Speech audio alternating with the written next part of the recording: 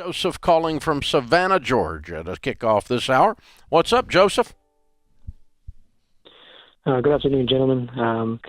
Just wanted to call and ask for some words of encouragement and help me to stave off losing motivation. I'm on baby step number 6, currently working 2 jobs, and I've been praying for God to help me with discernment to see if I should continue working the 2 jobs because the anxiety is it's getting to be a lot. And even though sending that big chunk to the mortgage company every month feels good. So you are debt-free except your house. Correct. You're putting 15% of your income into retirement. Correct. Why are you working 2 jobs? Because when I started this, baby step 7 was always the goal. Yeah, but we didn't teach you to stay gazelle intense. After 4, we said move from intense to intentional. You go from sprint to marathon when you go into 4, 5, and 6. So how many hours a week are you working? It's 2 full-time jobs. Okay, what do you make at your main job? I'm making 80. And what do you make at the second job? 60. And what do you owe on your house? 240. Are you married? No. You have kids? Yes. You have custody of the kids? 50%. And I'm covering tuition. What does the second job consist of? Business analyst. So both jobs are remote. So you're never off. Cut the second job in half or by 75% or quit it completely today. You don't need that $60K. Dave and I both know a bunch of millionaires who crossed that finish line and they looked around and had nothing. That's why we teach it the way we do. Yeah. You've taken gazelle intensity and put it over into those last several baby steps, and it's not sustainable. Yeah. The human body, the human spirit, you're running out of gas. That's why you're calling, because you're gasping for air, and I don't blame you. You're not afraid of hard work, and you're actually not a workaholic. You're just so goal-driven and focus-driven that you've run yourself out of your own shoes. When was your divorce? 2018. You still running? Yes. Yeah. You got to stop. Because that shadow's chasing you and chasing you and chasing you, and as the sun moves, that shadow gets faster and longer. It's going to catch you. There's something that is a little bit, it feels like you're afraid if you sit still, you won't like what you hear. Or see. Am I wrong? I think being alone these last couple of years, God has been teaching me to listen to myself. So I've appreciated being alone and taking the time to reflect. I think. I don't know when you had that time. The hours you're working. Listen. There is none. Zero. There is no long-term wellness. There's no long-term healing. There's no long-term life with joy in it that is done in isolation. And that is done with this many hours. Right. In the job. 2 full-time jobs it's not sustainable. You can do it for 2 or 3 years, and you have, because you busted through the first several baby steps, and that's fine. I'm not afraid of hard work. I'm not afraid of telling people to go work hard. But the way I answer questions here, Joseph, is I woke up in your shoes. I'm 3 years this out of a divorce. I got 50% of my time with my babies, and all I got left to do is knock out the mortgage. I'm currently putting 15% of my income away. I make 80. I could easily take that $60, dial it back to 20, and I'd have so much free time I wouldn't know what to do with it. And that's what I would do. And then you just kind of, I want you to take a deep breath, and it feels like cold mountain air in the morning coming into your lungs. That's called peace, and just feel it. And that's what I would want for you. That's what I would want to be if I were you. And so I kind of did something similar, and I'm not accusing you of this, but when we went through bankruptcy, I worked like an absolute maniac the other side of that because I was so scared. and I didn't want to stop. I didn't want to. I didn't want to dial it back, and it wasn't a workaholism. It wasn't in that sense, but it was just a running, like John was saying. And so, if I were in your shoes, I'd dial it back. Yeah, I think there's no question. And when you do dial it back, brother, I want you to make a commitment to yourself. I'm gonna go walk, or I'm gonna go to the gym a few times a week, and I'm gonna get a group of guys, and I'm gonna invite them over to the house, and I don't know what you're into. We're gonna watch fights. Don't watch golf on TV, God help you. But we're going to get a group of guys over together, and we're going to watch something. We're going to do something together, and I'm going to begin to build back relationships in my life. You had 2 years of being in complete and total isolation.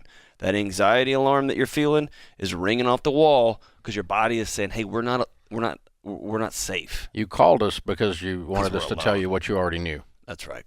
It's time. That happens a lot around here.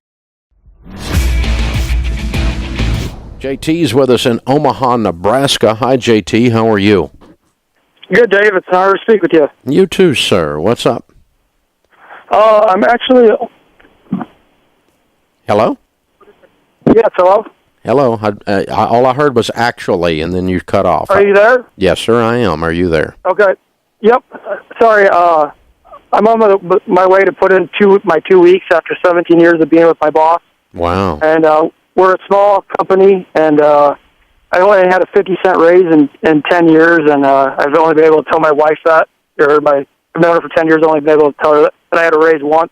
I'm in the process of taking a position with another company, and just wondered if you had any advice on how to break it to my boss. Mm-hmm. Because the employer-employee relationship's been blurred, where, there's friendships and family that's kind of become one, and I just don't know how it's going to go. Yeah. Well, it's just going to be hard. I mean, you're leaving people that you care about, and I would not say anything negative.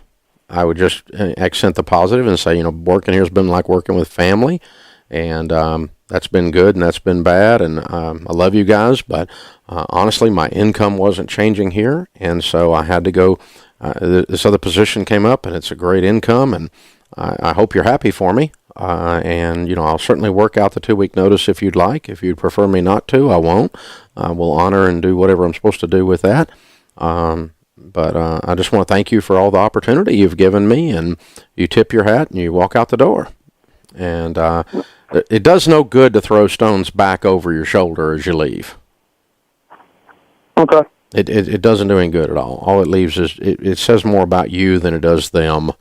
I mean, you've had 17 years for them to give you a raise, right? So, I mean... 10 years. Yeah, but I mean, you've been there 17, I'm sorry. But, yeah. You see what I'm saying. It's not... So, yeah. This is past time to deal with all this. From an employer's standpoint, I'm sitting in that chair most often. And, I mean, I understand sometimes people leave us because they don't think they were paid, or they leave us because of X or because of Y and all of that. But the bottom line is they're leaving. And I'm not, and so, I don't spend a lot of time with folks that are leaving. I'm not mad at them. It's not because my feelings are hurt or I'm thin-skinned. I'm looking forward, and you're not part of the forward picture. And so, I just always appreciate it when folks are just classy and say, hey, I enjoyed my time here. You guys are awesome, and I feel like, I'm being called in another direction here. And, sometimes we have folks that do that. We don't lose many that way, but occasionally we do. But I just recommend you not spend any time talking about why you're leaving and all the stuff that's wrong with their company and all that kind of stuff. Sometimes people do exit interviews and they get into all that stuff. I don't do exit interviews. Now, some of my HR team will sit down with people, but I don't. I don't have any patience for it. If you're exiting, leave.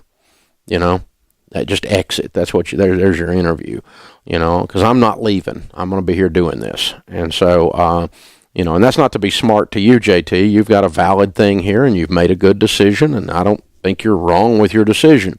But I would just be kind and thankful for the past and all the good things in the past, and we're moving on to the next thing. And you tip your hat and you smile, and I'm willing to stay the 2. If you don't want me to stay the 2, I completely understand that. So, hey, man, thanks for the call. Hey guys, Rachel Cruz here. Hope you enjoyed that video from the Dave Ramsey Show. If you want to watch another great video, check out my video, 3 things you should consider renting right over here, or click the link in the description below.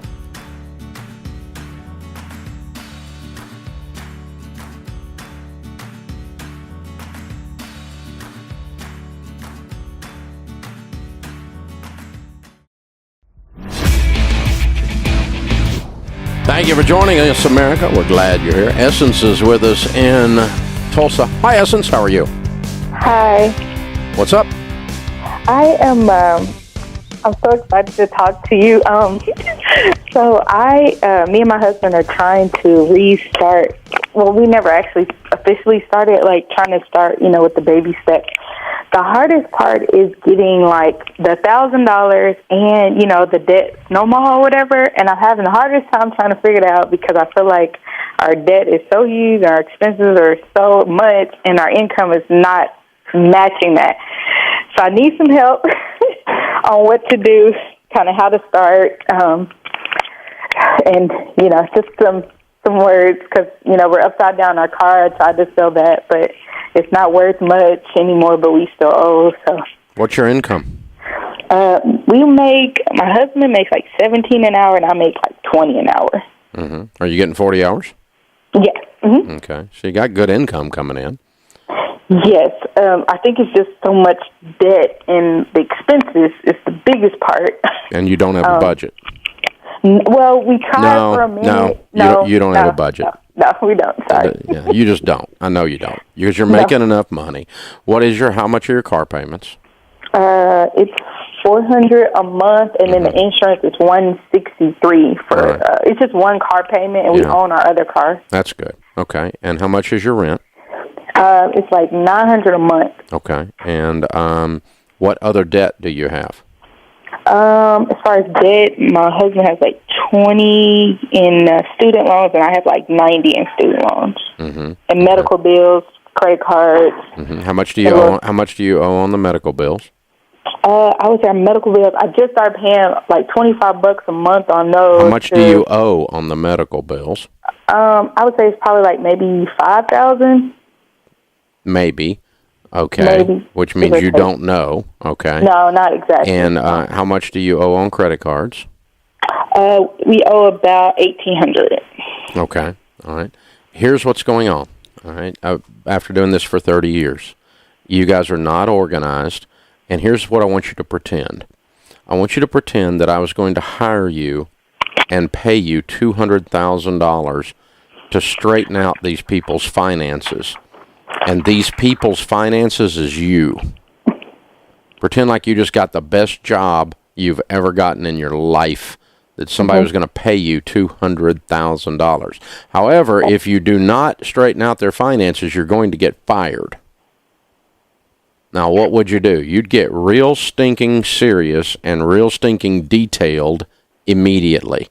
And there wouldn't be any, I don't know. You'd know exactly what your medical bills are. You'd know exactly what your credit cards are. You would lay out a detailed, in-depth budget every month, and you and your husband would lash yourself to a tree until you got this done. You would tie, duct tape around your ankles to keep you out of a restaurant, and you would get this mess straightened out. That's what's got to happen here. You guys have been playing with this, and I'm not fussing at you. I'm just observing. No, I'm just observing. And I want you to win, and you called me because you want to win. But what's going to have to happen is you got to get serious, so serious that you're not doing anything else. You're like obsessing about, like I was paying you $200,000 a year. You got a new job making $200,000 a year. You're getting paid $20,000 a month to straighten these people's finances out. That's your job. And these people happen to be just like you and your husband. And you're going to get fired if you don't get them straightened out. That's how you treat it. And you're like, oh my God, I gotta get. I'm not gonna think. I don't want to lose $200,000 job. I'm gonna get so serious it's gonna be unbelievable, and we're not thinking about nothing else. And we're gonna babysit these people. And we're not gonna let them make any dumb decisions. And we're gonna put them on a detailed budget. And then we're gonna lay out that snowball in detail. You have enough coming in to get this done. Now you may have to put some of that huge student loan on hardship deferral if you're paying on it at all. If you're not paying on it, then it's not really draining you right now. And you quickly get that $1,000 in place, and then you begin to whittle down and beat on the debt snowball. And yeah, you may pick up extra jobs or extra hours. You may try to get that car sold. As you said, you've already tried to do that. You're upside down. You've got to work through those things. There's a lot of work for you all to do. But to be able to get under control and save that first $1,000 is going to require a lot more intentionality around the details and the organization of the debt snowball. Ever obsess on the details and the budget. Go to everydollar.com and get that laid out. Hey guys, Rachel Cruz here. Hope you enjoyed that video from the Dave Ramsey Show. If you want to watch another great video, check out my video, 3 Things You Should Consider Renting, right over here, or click the link in the description below.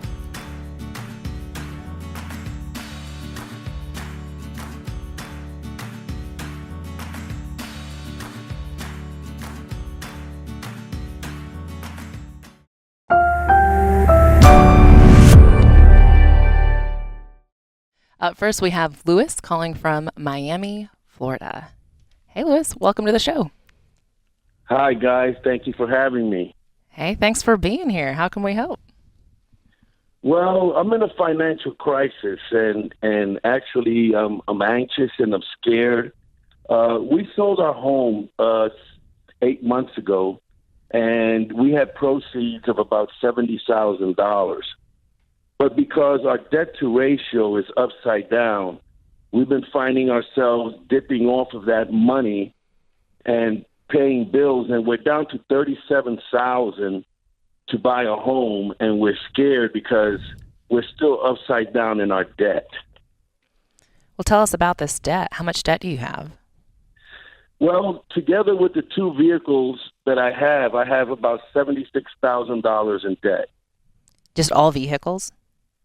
No, that's just the $33,000 is credit cards and small loans, and the rest is for the 2 cars. But 76 is the total. Correct. Okay. What is your household income? Household income is about $115,000. Okay. I mean, I'm looking at the numbers here. It gives me a lot of hope. But I think part of it is, have you continued using the credit cards? Shame on me, but yes. Well, it's okay, but starting today, I think we need to cut them up because it's a crutch that's causing you to go further into debt.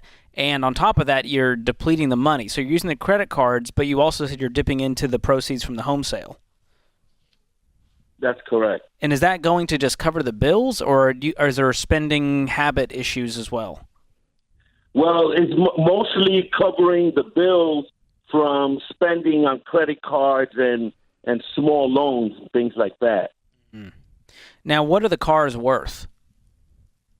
The cars are worth, actually, coincidentally, I went and appraised one of the cars today, and they're actually giving more than what I owe on the vehicle. This is a great situation. If I'm in your shoes and you're feeling that level of anxiety, like you can't crawl out of this thing, I would sell the cars and purchase something, a very reasonable, affordable used car with cash with the savings that you have. And with the proceeds from the profits from the car sales.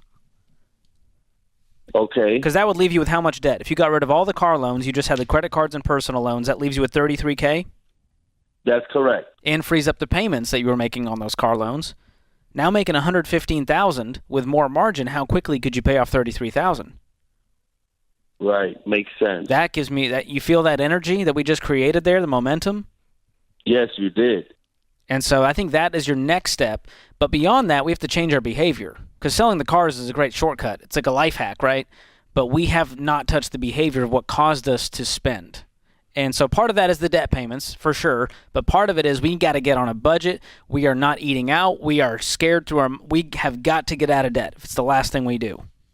And I think that's part of the reason you've called today. I can hear it in your voice. I mean, it sounds like you've had that I've had it moment. It may have just recently happened, but it seems like it's happened. Is that correct? Oh, no, that is definitely correct. I've not only had it, but I'm almost to the scared point because this is the money that we had to buy our home. We're renting now, waiting to find our home, but the money's depleting pretty quickly. Well, and that's when a lot of times real life change happens. When people hit that spot where they're like, we cannot live life like this anymore. It is time to change.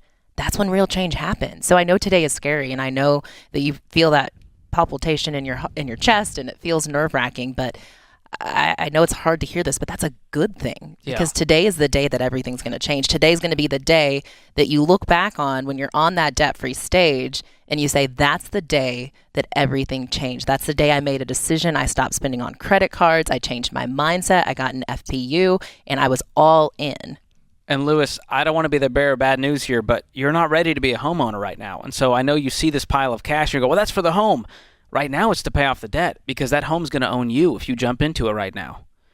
And so here, if I'm in your shoes and you want to follow the baby steps, you want to be gazelle intense, here's what you're doing. You're selling both cars, and hopefully the profits from that can get you used cars. If you need to dip into some of that savings to make it happen, that's okay. But the rest of that money, you might have $33,000 left in savings, or $34,000, and you can clean up the rest of that debt this week.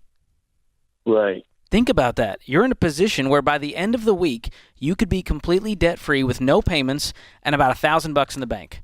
And yes, it feels like, well, we're moving backwards. No, my friend, you are moving forwards, because you are not paying interest. You don't owe anyone anything. And now all of that $115,000 can help you build back up your fully funded emergency fund, which means you're never going back into debt again. And then we can start saving back up for the house. So it may be 3 years before you're ready to jump into a house, which I know is frustrating. But man, you're going to be in a different place financially by the end of the week if you follow this stuff. Lewis, how does that feel? That makes a lot of sense. Well, I want to equip you. I know we can't do it all on a radio call. I'm going to gift you 1 year of Financial Peace University. I want you to watch those videos with your family, all 9 lessons. Get fired up. Use the Every Dollar budgeting tool to make a plan for every single dollar coming in. And man, please call us back when you're debt-free. We always love the Where Are They Now stories, Christina. Yes. We never get to hear it, and I can feel the fire that Lewis has got, and we want to keep that going. So hang on the line. Austin's going to pick up. We'll gift you 1 year of Financial Peace and Every Dollar Premium. Brought to you by CHM, a biblically based alternative to health insurance. Learn more at chministries.org/budget. I'm living in a home that is paid for. I have no bills. I mean, I have bills, but I don't have credit bills. I don't have any debt. Let's put it that way. Great. The cars are paid for. The problem is my home is in a trust for me, and I'm running out of money myself. I've been able to survive since 2007 on my savings, but I'm down to $4,000. Oh my goodness! Hold on one second. How much are you burning through in a month and then in a year? About $1,000 a month. Your expenses are only $1,000 a month? Yeah, I don't owe anything. I just pay my gas and electric and cost of living. I do have food stamps, and I make sure that I don't shop beyond what's on those food stamps. How old are you, Sherry? I'm 63. Yeah, 63. And you've been doing this since 2007, essentially living on $1,000 a month out of a savings account? Well, 2007 to 2013, I kind of lived off of whatever I could make doing garage sales or helping an old person or little things here and there. So sometimes it was less than that. But you don't have any Social Security? No, because I'm too young. And when I applied for disability, they kept denying me. And they said, you can reapply again next year. What's your age? What's your age for Social Security? Have you done the math? 67. Yeah, 67.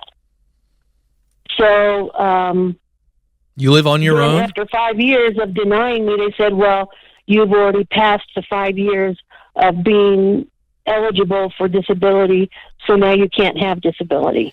What would the disability be for? You have some type of physical limitation? Oh, I have a ton. Oh, okay. So are you able to work at all? No, You can't do something over the phone? You can't do customer service all day long? You sound great on the phone right now. I had the same thought. Thank you. Well, the problem with folks, because I've thought about that too, is that I have chronic headaches and complicated migraines. And also with my diabetes, sometimes my blood sugar drops really quickly. although I'm getting better control over that. I was, even thinking about just doing something for like 4 hours a day, like renting Sherry, cars over the that's phone what that's what I was about to say. I do not want to minimize your physical ailments at all, but those headaches aren't all day long, every day, presumably, correct? Well, the headaches are, the migraines are. The migraines are worse in the wintertime. Wintertime is the most difficult. I have 3 months that I'm pretty much But my point is, you have got to do some type of work in and around your ailments. There is no other alternative. You don't want to be a ward of the state. So you call us today in a pretty desperate situation, correct? Correct. So what is the core of your question? The house is paid for. I didn't know. That's great. What would be the best way to get money out of the house because it's in a trust? No. No? No, don't borrow against the house. Is that what you're asking? Yeah, if I should borrow or sell. Jade, tell her why. That's a horrible decision. Don't borrow against it because that's now putting the one thing that you have that's safe and secure at risk because income is an issue for you. And so you don't want to do anything that's going to add debt to your life. And then next thing you know, you can't make the payment. But I do want to circle back to the Social Security. Why are you not able to take the minimum benefit at 62? I mean, obviously, if you wait longer, you'll get more. But why are you not able to? Have you checked into that? I checked into it. I talked to a disability lawyer this past week, and she said, try and apply for SSI first. So that's what I'm doing this week. I'm applying for SSI so I can at least get like $600 a month from SSI. If they deny me, then I will have no choice than to tap into my Social Security. But, my property taxes are $2,600 a year, and then you've got the insurance and the car insurance and bills, and I don't even know if that'll be enough to... Well, Sherry, it'll be more than what you have now. I want to come back to the fact that true. You have, even if you're working 20 hours a week, anything, 4 hours a day, 5 days a week, doing customer service on the phone, you're very sharp, you're very kind. You can be doing something like that. Mm-hmm. You have to. You've got to be bringing in some income. But here's the good news. How do I get jobs like that? How do you get jobs like that? You just apply. You got to apply online for customer service jobs. Here's what's great about those jobs. Everybody's not looking for those. In fact, most people turn down their nose at those things. Sherry, that's your dream job for you. For you, I mean, you understand what I'm saying, right? I've said it before. And I'll say it again. We in no way endorse this company, but back in the day when I used to work on cruise ships, I'd go out for a long contract, but then I'd have a little spurt of time that I would look for work, and I'd go on this website. It's still there. You can go on arise.com, and it's all work from home, remote customer service jobs. Yeah. You pick what you want. It tells you ahead of time what the pay is, and you get to literally go on and pick your hours. So you can say, I only want to work a 30-minute block, or here I want to work an hour and a half block. Yeah. And you do it like that. It's out there. I'm telling you, go to arise.com and see what's out there. You do not have competition for those jobs, Sherry. People don't want those jobs. You actually need this job. Mm-hmm. And you get on the phone and you go, hey, I'm 63. I'm great with people. Yep. I need some part-time work. They don't need to know about all your business. They don't need to know about your headaches and all that stuff. Those ones, you don't even have to do that. It literally, it's not even an interview, girl. You just go on there, apply for your stuff, put your headset on, and you're in it. I love it. So let me do the math for you, Sherry. If you're working just 20 hours a week, okay, you can make enough to take care of all of your basic bills. The good news for you is you own your home free and clear. Yes. You have no debt, and you've been living unbelievably cheap. So we're not talking about a 40-hour-a-week, six-figure job, but you've got to bring some income in. Yes. I don't care how you do it. So are you going to hop on Arise when you get off this call or no? Well, on Monday. I got to get my SSI applied for today. Okay. All right. Well, point is I'd also be looking at... Probably this weekend I will probably dive... Yeah, don't wait till Monday. ...into the internet and look I was going to say, what you got going on tonight? The way you're living, you don't have a big party life going on tonight. It's not you and the fried green tomatoes hitting the town. right? Right, green tomatoes. Do you like that reference? Yeah. Yeah, I'm just trying to go to her age group. It could be the sisterhood of the Yaya pants or whatever that was. I don't know.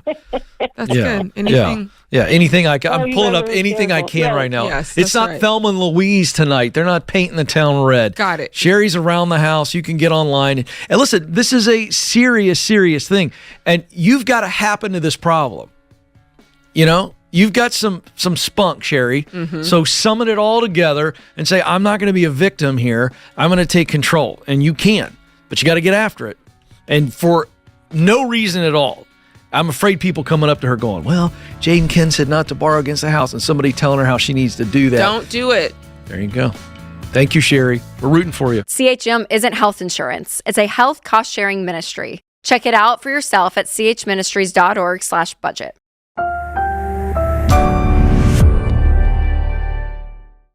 Michelle's with us in Cleveland, Ohio. Hi, Michelle. How are you? Hi, Dave. I'm good. Thanks for taking my call. Sure. What's up? Twofold. I got an ESOP distribution from a company that I worked for, and it's about $1.4 million sitting in a Schwab account. It's in an IRA, and with everything that's going on, I'm afraid about having all my eggs in one basket. And my husband and I are both retired. I'm 61, he's 67. But we still have a mortgage and a home equity line of credit. We don't have any credit cards. We're debt-free in the credit cards. And up until last week, we had 2 paid-off cars, but an engine seized in one of our cars, so we had to go buy a car this week. My question is whether to, given what's going on in the world and, the Great Reset, I have Glenn Beck's book, and I was just watching your program that aired today. I'm just a little afraid, obviously, of having all my eggs in one basket. And given what's going on in the world, if we should just I think there's about $160,000 that we could take out in cash and just pay everything off. You should do that anyway, but not because of the fear of what's going on in the world. It's just a smart financial move. Pardon me? You got $1 million. You should not be carrying around a home mortgage of a couple $100,000. You ought to be paying it off. Okay, well that was my thought process too. Yeah, Just take but the not tax because of the Great Reset. Just because it's smart to pay off your mortgage. Okay. Okay, then, and same thing. That you're never borrow money on a car again. You're a millionaire. Come on, girl.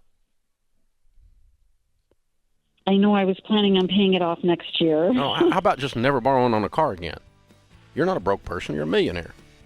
Now, with the rest of the money, what I would do is sit down with a SmartVestor Pro, click Ramsey Solutions, and click SmartVestor Pro, and find somebody in the investment business that can help you do a rollover and get that diversified across several types of mutual funds and give you a little more safety.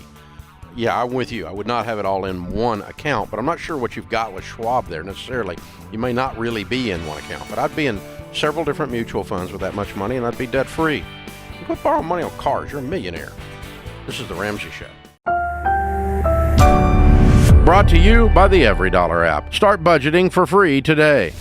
I am just extremely worried and hope that you can help me break down what I currently have in retirement to maybe give me some peace of mind that at the age of 67, I may be able to retire frugally. How old are you now? I'm 56. I'll be 57 in April. Okay, give us the numbers. George has got his handy calculator out. Ready to crunch. Great. Well, I'm going to tell you the salary that I make currently is $47,840. I currently have an IRA that has $47,702 in it, and I contribute $200 per month to that IRA. I have a CD that I locked up for 13 months at 5% interest. It currently has $36,022 in it. I have a Roth IRA in a job I started a year ago. It has $2,581 in that. I am contributing 8% and set it up for a 2% per year increase until I reach 15%. And then in my savings, I currently have $12,237. I put 20% of each check into that savings account. I do not have any debt. I'm debt free, but I do not own a home. I went through a divorce in 2018 and took years to pay off my debt to get to where I am now, debt free. What would be 3 to 6 months expenses for you? Very minimal, because I live with my significant other. He doesn't have a house payment, so I just pay utilities. We split utilities. We split groceries. So, maybe $1,200 a month. Okay, so you have more than 3 to 6 months in that savings account with the $12,000. That's what I was trying to get yes. to. Okay. Yes. So you're doing 17 things at once, Monica, and none of them are inherently bad. So let me encourage you that you're in a good spot at 57, being debt-free. You've got a little nest egg going. You've got some savings going. But we're doing like 7 things. Like you got the CD over here. We got some savings here. We're doing a little investing here. What's the deal with increasing it from the 8%? Why not just go, I'm going to invest 15% with the Ramsey plan? I'm going to do the Roth accounts and see where I go there. I am so open to that. That's why I wanted to talk to you today. Okay. I live very frugally. The only thing that I spend a decent amount of money on is good organic produce and grass-fed meat. Look at you. Which means you need more in retirement because you're going to live to be 120 at this rate by eating so healthy. Okay. That's Monica. Quick question, George, before you get to your crunching of numbers. Do we expect to marry this significant other? I would love that, but the significant other is 60 years old and never been married, never had children. I'm working on that. We're both Christians, and I'm not feeling comfortable with the situation that we're currently in. I was going to say. Living and we're not married. Not sure what church is good with that situation, Monica. Correct. No judgment here. I mean, so working on that. I love that you're working on it. She's working on it. All She's right. working on a lot of things, Ken. A lot of irons in the fire. But see, here. that changes the equation a little bit, George. I wanted you to have that information.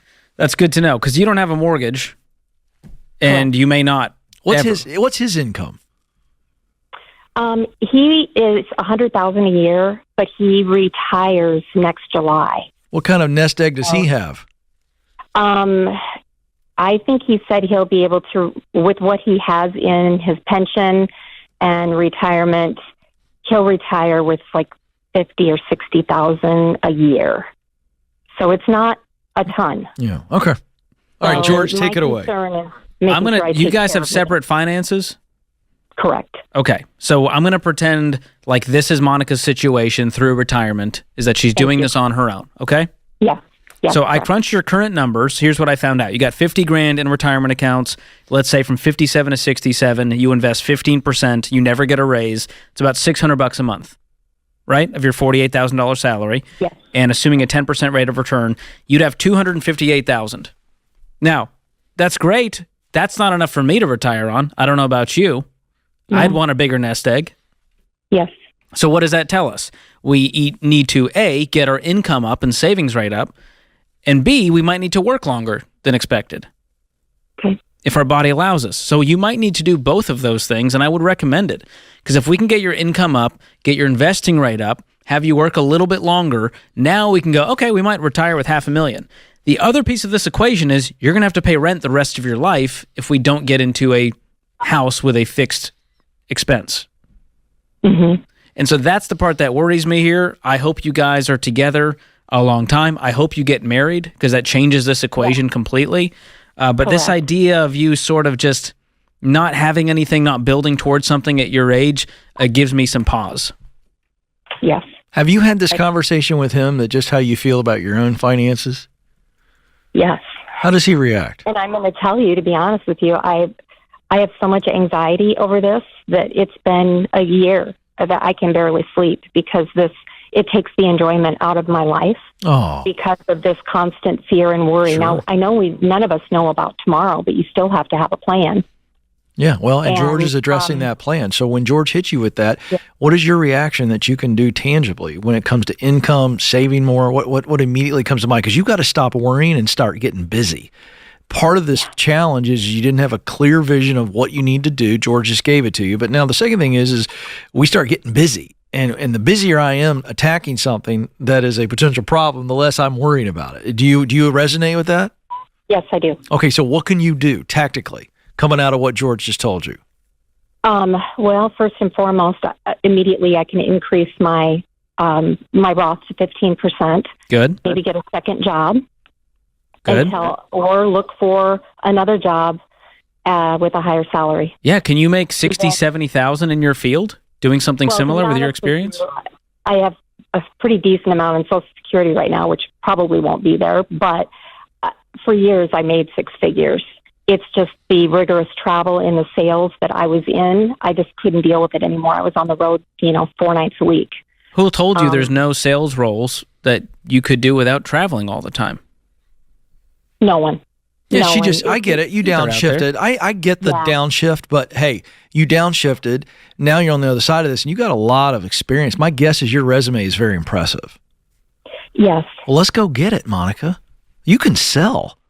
You are a six-figure earner. Let's go. You want to attack this worry and sleep well at night? Start making some more money and putting more money away. Agreed. Come on, Monica. Do not let this fear happen to you. You need to happen to it. Let me tell you something I've learned, okay? I've had the privilege at Ramsey Solutions, not counting the Ramsey Show, but on the Ken Coleman Show, George, I've coached over 10,000 people, and they're trying to make more money or experience more meaning in work. And Monica, here's what I want you to hear.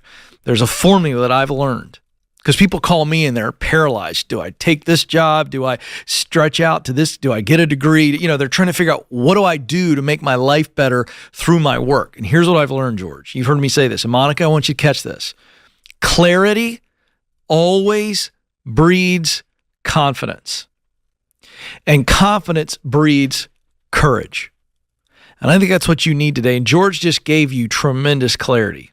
And you got it. You repeated back exactly what we would want you to do. There's your clarity. Let that clarity, that action plan that you laid out for us so clearly, let that be the thing that you focus on, and watch what happens, George. Your confidence is going to go up.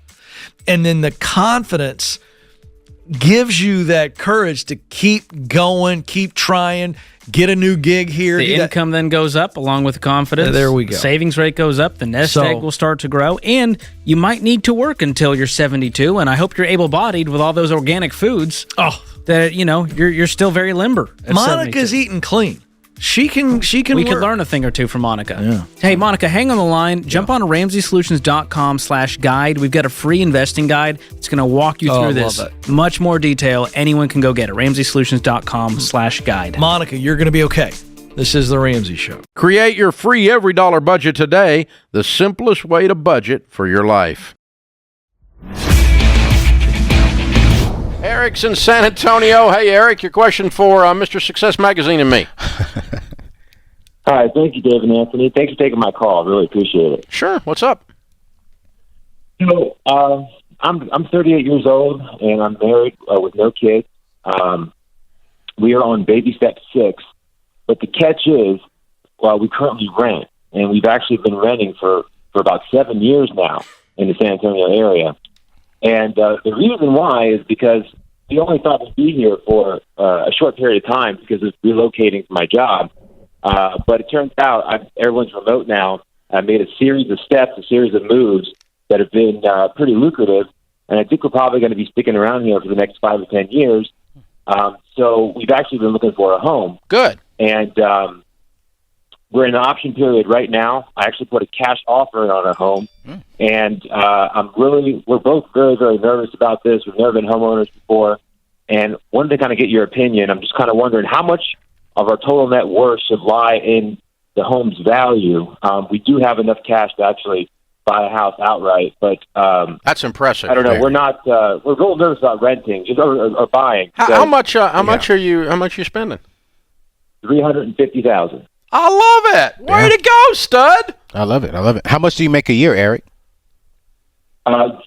Together, we make $366,000 a year. Yeah. Buy the house. I know, but I know you all are laughing about it, but buy the house. Yeah, man. And we're not laughing at you, Eric. No, we're just laughing. It's just. I understand. It's just. Listen, you make $350. You have $350. You're going to spend $350 on a house that's going to go up in value and pay cash and have no mortgage. There is nothing here in this equation to even be remotely nervous about. Nothing. What is the worst Okay. case scenario? Yeah. Let's just pretend. You forget to put fire insurance on it and it burns down. Okay? And so you lose Right. $350,000. This is your worst case scenario. Yeah. And that Right. would like put you in the stupid column because you didn't put fire insurance on it, right? So, but you're going to do that. But I mean, what can go wrong with this plan? It's just the idea of paying out of pocket for maintenance, and it's just all new. That's all. Okay, so And how it's much just is your rent? $1,400 a month. Okay, so there's $15,000, $18,000 a year. Yep. For maintenance. Yep. Because you don't have that payment anymore. Right. But then, it's just, I only know from what friends and family have told us about home ownership. It And does just cost like money, Tony- and it is a pain in the butt to keep them maintained. It's part of the thing. It's part of the dirty little secret of home ownership. Yes. But you Right. make $350,000 a year, you don't have any payments. I think you can pull it off. Yeah. And here's a good thing too, like Dave said, I'm a homeowner, young guy like yourself, just purchased my home, and your second one. My second one, yeah, actually my second one. And here's what I recommend. You're going to build it. You're going to get that first year. Be very strict with that first year warranty with your builder. Make sure they do. Are you building or are you paying cash for an existing? Paying cash for an existing. Oh, and no. Oh, yeah. Yeah. Okay. Yeah, and and there wasn't telling me to make sure I get a home warranty. No, I wouldn't. Yeah. No. Is this a brand new build or is it like already used? It's already used. I don't buy extended late warranties. You just self-insure. Get a good home inspection and make sure that your mechanicals are up to date and operating, and that you're not got something that's on its last leg, like a heating and air system that's $8,000 or something. But other than that, dude, just you self-insure through that stuff. You don't buy insurance on extended warranties on houses. And no, man, you've done so good. Yes. This is not time to Thanks, be I nervous. It's appreciate time that. to celebrate. Yeah. Yeah. I appreciate that. You did everything right. Yeah. Impressive. Very. Is that helpful? Yes, it is. Thanks a lot. I appreciate that. Yeah, you're doing great. I mean, if you told me you're buying $1 million house and you're paying cash. Oh, by the way, I'll go back and answer your question. What percentage of your net worth? I would look at two things. I would look at net worth and I would look at your income. If you're paying cash for it, it could be whatever percentage you want it to be. Typically, what we find, Eric, is the more wealthy people become, the smaller percentage their home is of their net worth. Mm-hmm. I will tell you that in our study of millionaires, that the typical millionaire would have about $1.5 million net worth as an example, and they'd have $500K in the house and about $1 million in their 401K. We saw that with Hogan's study a bunch, right? Yep. But if you get to somebody that's got $40 million, you don't usually see 1/3 of their net worth tied up in a house. It starts to scale down. Yes. They might have a $5 million house or Yeah. a $4 million house. So it might be 10% rather than 30% of your net worth. So the higher your net worth, the smaller percentage normally is in your home. Right. If it's not, it says that home is probably a little too important to you for maybe the wrong reasons. Right.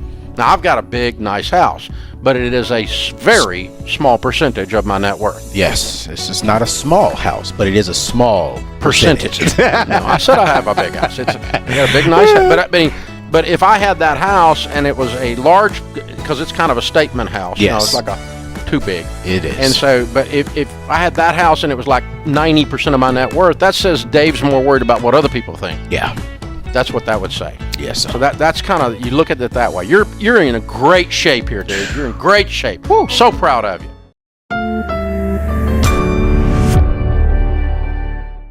Julie is with us. Julie is in Tampa, Florida. Hi, Julie. Welcome to the Ramsey Show. Hi, guys. How are you doing? Better than we deserve. What's up?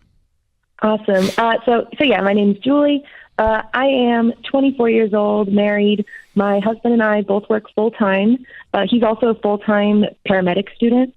So my question is, I'm at risk of losing my job by Thanksgiving. They are requiring a COVID vaccine for in-person work by then, and my husband and I have kind of just opted out of getting that. I'm on baby step number 2. I have 2 more credit cards left to pay off, but my concern is if I'm out of work by Thanksgiving, will I want to put a hold off on paying off debt and save every penny I get, or do I want to pay off more debt but have less really wiggle room if I were to lose my job? You need to put your Total Money Makeover on hold, and you need to go get a new job today. Yeah, start looking right now. Don't even wait for that shoe to drop. It's coming. Okay. It's coming, and you've already made your decision, and so you just need to act today. Don't wait. The thing that can happen is that we live in we think that that the Calvary is coming and someone's going to solve this for us, and they're not. They're not coming. Yeah. You really do know what's going to happen, so don't walk around acting like it's not going to happen. Yep. And so it's time for you to go on, and you need to go on today. Yeah. You don't need to wait till Thanksgiving. Yeah. And by the way, Julie, this is a great job market right now. Yeah, so, it's perfect timing. I mean, you're going to get an upgrade. What do you make now? So what's funny is I've been working at this company for 2 years, but this month I got promoted into a new role, and I make about 47 now with my raise. Cool. What kind of work? I was an executive assistant, and now I kind of work as a low-level consultant, I would say. Within the organization? Correct, yes. Okay. Specializing in what? Operations? Marketing? What? Administration. Yeah. Yeah. Well, look, you know how many So companies you are were looking such for a that? good administrative assistant that you're teaching the rest of them now. Yeah. Yeah. Is that what it amounts to? Yeah, I would say so. Okay. Yeah. All right. Yeah, so you probably can land a position at making 60 as a high-end administrative assistant if you want to do that again. Yeah. Because you've not only been a world-class assistant, you've also taught them. Mm-hmm. My fear is that a lot of companies are going to be moving towards this new in-person hybrid model, which is totally fine. But having the mandated vaccine within that is what scares me. There's some that are the big ones, and some, but most of us aren't. And do your homework on the front end. You can ask around town. You don't have to. Because you've had this experience at one place does not mean it's going to be the norm. That's just not happening. It's only the big companies that are optics concerned, that are the huge mega companies that are doing this stupid butt stuff. And the rest of them are going, no, people are grown-ups, they get to make their own decisions. Thank you for joining us, America. This is the Dave Ramsey Show. Mike is in Dayton, Ohio. Hey, Mike, how are you? Good, Dave. How are you doing? Better than I deserve. What's up? Well, I got a question for you. Just trying to figure out how to keep my credit card debt from getting any worse than what it is. It's about $13,000, and we don't have. It's just a single income. I have a wife and 6 children, and just trying to figure out an option for me to keep from adding to that credit card debt because it's getting a little stressful, I guess. Okay. Well, I think I would probably change my language if I were you. I don't want to try to keep from adding to it. You have to. Okay. You have to stop adding to it because it's going to. If you just keep on this road, it's going to lead you into bankruptcy. You can't just keep adding to it. Know, I don't make enough, so I'm going to put it on a credit card. There's an end to that road, and it's into the wall, right? Right. Yep. So you got to, So the first thing we're going to do is get out stupid credit cards and cut them up and say, okay, this isn't an option. We have to find an option that works. Because this option feels good by Friday, but this option doesn't feel good 5 years from now. It leads to bankruptcy and stress and marital stress and everything else. Okay, so 6 kids to feed. That's a deal. What do you make a year, sir? Oh, $52,000 to $55,000. Okay, and you have $13,000 in credit card debt. Pretty close, yeah. And what other debts do you have, not counting your home, sir? Well, the debt's basically just some medical, and we've been putting the groceries on it. And we did have a vehicle expense in there. Do you have a car payment? We just have one payment, yes. How much do you owe on your car? And we owe just a little over $2,000 left on it. Good. All right.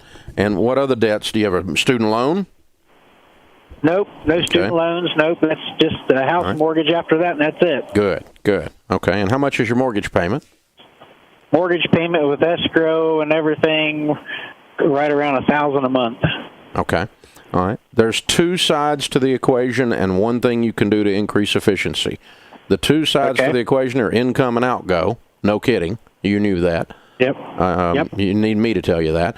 A higher income fixes some things and lower outgo fixes some things. I don't think you guys are being crazy, wasteful, princess, spoiled brat spending. You're feeding 6 kids on $50,000. This is a tight budget, so I don't think you're out. I don't think you're doing a bunch of prestige spending or buying a bunch of crap because you're emotionally immature. You're just trying to make ends meet, and it's tough. So, My point is, I don't think your outgo is probably out of control. Your income is tough with a family that size. The thing that we're going to do is two things. One is to address the outgo side. We're going to get you and your wife to sit down and develop a detailed, written budget before the month begins. Your income at the top of the page, and give every dollar an assignment, starting with food and lights. Every dollar has an assignment down the page. Each month you do a new one because months are different. This month we have these bills laying here, and we've got to buy food, right? And we figure out every dollar before the money comes in. It's already spent on paper. It already has an assignment on paper, and you and your wife agree to it. When you do that kind of detail, and it takes the first 90 days you do it, it's kind of a pain in the butt. It is a pain in the butt. But when you do that kind of detail, you will feel like you've gotten a raise. For instance, when you take your how many times you get paid a month? I get paid every week. Okay, you put 4 paychecks at the top of the page, and you take out your house payment, and you take out your car payment, and you take out lights and water and food, and you start taking out the things you know you have. There's going to be money left, and you're going to go, where's this going? That's what I mean by you're going to feel like you got a raise. I'm not saying you're being extremely wasteful, but everyone, including Dave Ramsey, manages money better when we have a written plan every month. There's a free app for your phone or your desktop called Every Dollar that we developed. It's the best budgeting tool out there. It's completely free. Jump on and get it and get started with it. That's thing one. That'll help you control your expenses, and that's the efficiency thing I was talking about. You'll get more efficient use of the money. Then the second thing, or the second and third thing, part of the equation is the income side of the equation. Once you lay all of that out and you say, if we didn't have any car payments or credit card payments, we'd have more room in this budget, right? Right. So getting out of debt then becomes one of your things, and you say, all right, what have I got to do to get out of debt? Well, Mama's got a full-time job. She's got 6 kids. All right, and Daddy's got a full-time job, but he may have some extra work or some overtime for a period of time to knock out these 2 debts. Because that would give you wiggle room in the budget, and that that margin in the budget to be able to do things. Now, and then so short term we might do some stuff to get your income up, and then long term I'm going to start asking myself the question: what do I want to be in 10 years? What do I want to be that makes $75,000 or $100,000 or $175,000? I don't care. What do I want to be doing in 10 years? Because living this tight on $52,000 with 6 kids is probably not my plan for the next 5 years. I'd like to increase my income, and what do I need to be doing? Do I need to take a class? Do I need to change careers? Do I need to further the career I've got? Do I need to talk to my boss about what I can do to move up the ladder at this place and get paid a little more? I don't care, but you start thinking and asking yourself, if I could do anything I wanted to do 5 years from today, 10 years from today, what would I be doing that makes more money? And amazingly, ideas will start coming into your brain. They probably already come into your brain, but you've been just trying to make Friday work every week, and you don't have time to think about the future. I'm going to force you to think about the future because I don't want you at $52K plus part-time jobs for the next 10 years just to feed 6 kids. And so I'm not saying you can't do it on that. I'm just going to tell you it's not going to be fun. There's not going to be a lot of wiggle room. You guys have not done a bad job with money. If you've done a bad job with money, you're going to call me up with 50 grand in debt, not 15 in debt. And, you got a little old car and you got a little bit of credit card debt. But you caught this before it got out of control. So you've done a pretty good job to date. We just want to start winning instead of going backwards, if I'm in your shoes. Hey, thank you for calling, sir. It's an honor to speak with you.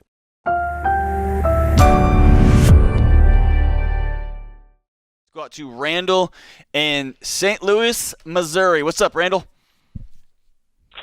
In 2019, I went into credit card debt, and 2020 hit. Went out of work for a while, let all my credit cards lapse on me. Now I'm being sued by my credit card company, and I need your guys' wisdom on what to do. How much do you owe, man? Altogether, about $17,000. For this particular credit card, $6,000. Are the other ones going to be suing you in short order? Or are you current with them? The other two are in collections. This one is the actual credit card company decided to sue me. Okay. How much money do you have? Yeah. I can get a hold of about $2,000. That's the max I have right now. Okay. Dude, the way you said, are you going to murder somebody? How are you going to get $2,000?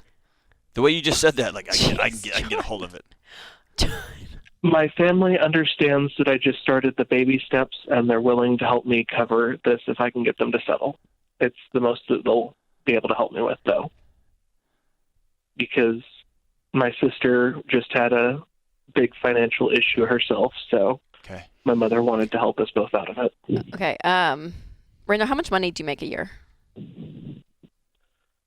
I make a little over $13 an hour. What do you do? But I work full time. I'm a gas station attendant. I'm also going to college. Okay. Okay. What are you studying? Accounting, ironically enough. Accounting, huh? All right. How are you paying for school, Randall? I took out student loans at the start, but when I first found out about Dave Ramsey, I stopped taking out student loans, and I've been barely scraping together enough each semester to be able to cover out of pocket. Okay. Have you paid, where are you at for this semester? Have you already paid for the full total, or are you paying in increments for this semester? I have 3 payments total. I've paid 2 of them for the semester. I have 1 in November. 1 in November, okay.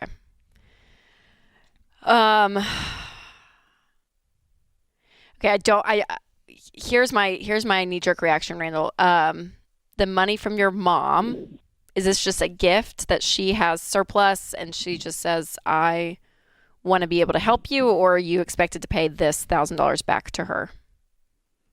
I would have to pay it back. Yeah. I know it'd be a family loan. Yeah. But she needs help out at property, so she wants me to work it off instead of actually paying her. Sure. Okay. Here's the deal, Randall. It's $6,000, which I know is a lot. Okay? That's a lot. But it's not $60,000. So you have $1,000 to your name. You could get another $1,000 from your mom as a loan. You're going to school. There's a lot of stuff happening here. And you get paid $13 an hour where you're at, which is drastically under what you could. There's a lot of places that are $20, $25 an hour. So here's what I would do if I were you, Randall, because how old are you? I am 26. 26, I okay. ran into near homelessness right after high school. Yeah. So it took me a long time to get back on track to where most people start at right out of high school. Sure. Absolutely. Yeah, you've had a hard road. This is a lot. So it's a lot. But I have confidence in you, Randall, and I have confidence in the numbers that I'm seeing. So I would keep your $1,000 as an emergency fund, and then I would go and I would drive for Uber. I would work night shifts somewhere. I mean, I would go crazy, work like you've never worked before with a minimum of saying $20 an hour or whatever it is, because there's a lot of places that are hiring for much higher than what you're doing. And I just think if you get your income up over a period of time, you're going to be able to pay this off. And I would call the credit card company and say, hey, I got $500 to my name and you're not going to get anything. So either we settle this and we get on a payment plan and you get that in writing to be able to knock out a bunch of this really quickly with a lot of work, and that's the road I want to take, because I think, Randall, for you, there's going to be something in this process for you that's going to give a sense of dignity. And I think that, going into debt with your mom, all of these things, they sound good in the short term, but I think you have the ability to fix this, Randall. I really do. Randall, here's a question I want to ask you, brother. Are you tired? No, very much. Like, this has to be old. Like, your sister's gone through this. You've gone through this. You're almost homeless. You and I could probably talk for a couple hours over some nachos. You had a rough go of it as a middle school, high schooler. Is that fair? Yeah.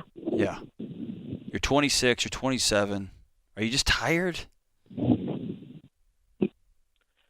Yes, very tired. Okay. Here's the thing. Rachel just laid it out beautifully for you. This isn't the moment to go cut corners and to put your mother and your relationship at risk by making it a financial transaction now. Don't do that. Stand up tall, call that number back where they're suing you, and you can say, I'm coming back from homelessness. I'm working at a gas station. I'm in school. Like Rachel said, you can sue me. I got nothing for you. You can put me on a payment plan at this percentage rate and send me a thing in writing, and I'll settle for $1,000 or $2,000. That's what I can do. And no, the other ones are coming too, right? And then for the next 24 months, man, I want you to work like you've never worked before. Can you do that? Yeah. Let me say this. I know you can. Will you? Yes, I plan on getting out of all these debts. Awesome. This is something that has weighed very heavily on me the last few years. Excellent. There's nobody in your corner more than Rachel and I. And Randall, we see so often, I can't tell you how many stories of this moment in people's lives, and we kind of call it the sick and tired moment. And this is yours, where you're like, I'm getting sued by this credit card company. I have these lingering things. I feel like I just can't get ahead. It's just this, it's one after the next of not feeling like, what am I doing? I've had it. What I have done up until this point is not working. I have to change. And this is your moment, Randall. This is it. So hold on the line. Austin's going to pick up.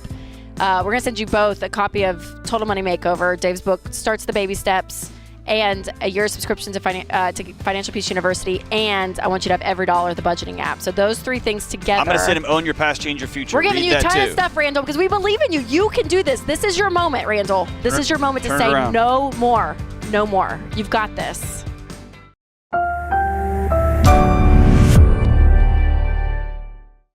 Frank's in Akron, Ohio. Hey, Frank, welcome to the Ramsey Show.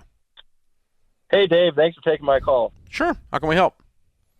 So I'm a big fan. I read the book, Total Money Makeover. I'm going to read Baby Steps eventually, but I have a question today because I have student loans, and I pulled out a mortgage in 2020, and the student loans keep on getting deferred, and they were supposed to be due May 1st, and then they got deferred till September 30th. And I really don't know what Congress wants to do with these loans. And I don't really bank on the federal government, but I'm almost like thinking that this might be one of their things, like forgive one day just to get more votes. So I don't know if I should be paying those right now because there's zero interest, or maybe investing instead. That was kind of my Well, question. Here's the thing. I've been doing this a long time. And the number of times I have met someone who was had their life financially changed positively by the people in Washington, D.C. is zero. Mm-hmm. Okay? So if you're waiting on your life to be good because of something that they do with the Island of Misfit Toys up there, your life's always going to suck. Because you're always waiting. You're always waiting on them to grow a brain, and they don't have them. They don't have a single brain between all of them put together up there. So it's not going to happen. Listen, the Democrats ran on the idea that they were going to forgive student loans. They're in control of the House, the Senate, and the White House, and they've not presented a single bill for student loan forgiveness. Don't you call BS at this point? I am.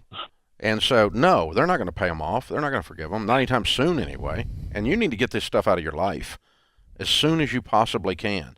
The tragedy is that all these interest payments have been delayed and then delayed and then delayed, and yet 6 out of 10 student loans have not made any payments during this time. Instead of taking advantage of the lack of interest and crushed it, they're sitting back and waiting on AOC to fix their life. And, honey, she ain't going to do it. So, no, you need to get this paid off as fast as you can. You anything to add to that? I've got an unpopular take on this. And it's this.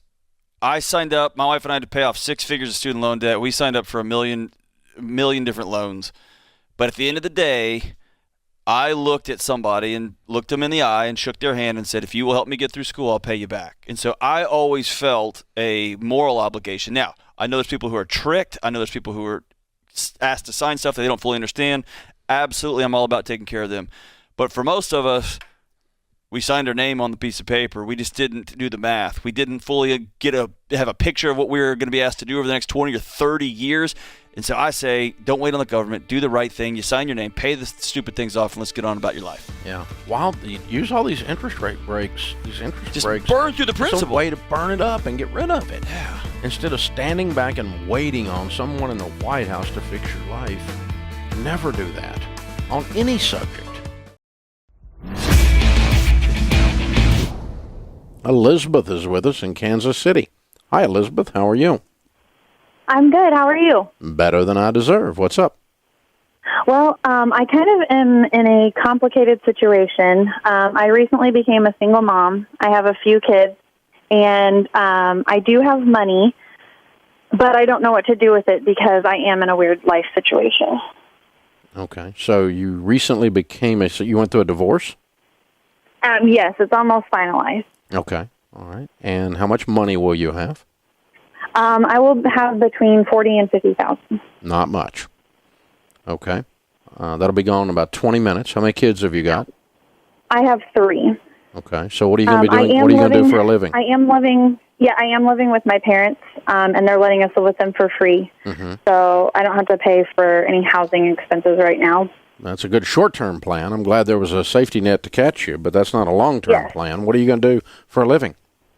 I don't know. I homeschool my kids, and so I don't want to have to go back to work full-time. Yeah. I do have a decent income potential. Good. I could probably make between $40,000 to $60,000 a year if I went to work full-time, but I don't want to leave my kids all day, every day. I'm sorry.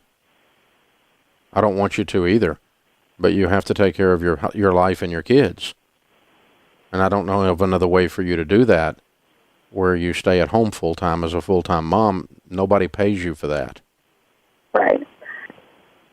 I do have a little bit of money that comes in every month that will pay for all of our living expenses. So it would pay for car payments, or not car payment, but car insurance and groceries and just like living expenses like that. What kind of money? So I have, there's a little bit that comes in from a subsidy that I get and Social Security.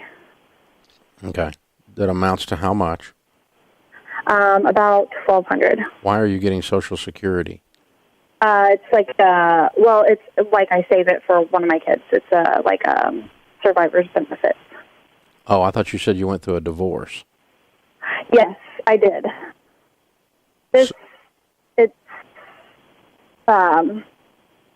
Was there a father on one of the other children that passed away? Yes. Okay. All right. That makes sense. Yes. Okay.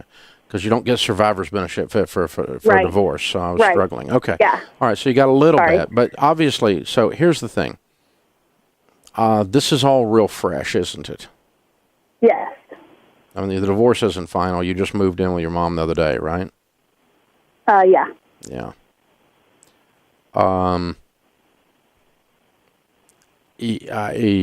Okay.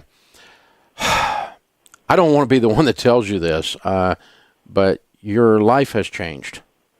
Right. You're in a really tough situation, and I don't see an alternative to you going to work for the next 5 or 10 years. How old are your children? They are 15 and 13 and 10. Okay. And so 8 years from today, I don't think you want to sit down and look at someone and say, we've been living on $1,200 a month. Right. I know. I don't think that works. So where does income come from if it's not you going back into the workplace? Yeah. I mean, and I could serve, a few nights a week, and I could probably bring in like a few $100s a week doing that. I know Dave Ramsey stuff because I've done it for years, but I feel like stuck. Like I don't know where to go right now. Yeah. I wish your life hadn't changed. I wish you could have had the dream of you being at home with them. And I'm glad you did have the time that you had with them. And we can grieve together the horrible thing you've been through that's left you here. But I'm afraid that as your older brother, I'm going to tell you you're going to have to get a job. Because I don't think you want to raise these kids serving at night and basically living at the poverty level. Yeah. Well, I know. I mean, because I know I listen to people doing their debt-free stream, and I'm not so worried like I'm about that. debt-free now. I'm just worried about your family surviving. You're going to be a waitress at night and live on $1,200 a month when you have the potential to go into the marketplace and make $60,000 and live at the poverty level instead. I just don't think that's wise for you or those kids. You called me, so I'm duty bound to tell you that. But I know what's going on. It's part of your heartbreak in this horrible mess you've gone through, and I don't want to be the one adding. I don't want to throw salt on that wound. You know, you're already dealing with enough turmoil, but I'm just not going to participate in, for your own good, I'm not going to participate in a suggestion that allows you to stay in denial about the fact that this has all happened. It's happened. It's sad. It's heartbreaking, and I'm so sorry. But I'm afraid you're going to be working. Unless we miss some numbers in our discussion here. I mean, if he's going to pay you $5,000 a month child support, then okay, we can talk about it. You can make it on that. But I'm hearing $1,200 a month and you're waitressing and you got teenagers at home. I think they can go to school and you can work during the day, and lots of people do that, and they won't be damaged with that. Lots of moms work outside the home, single and otherwise. Mine did, and I lived through it, and never really skipped a beat, honestly. So, I got to tell you, I know that's not what you want, but you didn't want any of this, and it's still there. You got to do it. Hey guys, thanks for watching. If you enjoyed this video, click the subscribe button to get the latest content and check out these other great clips from the show.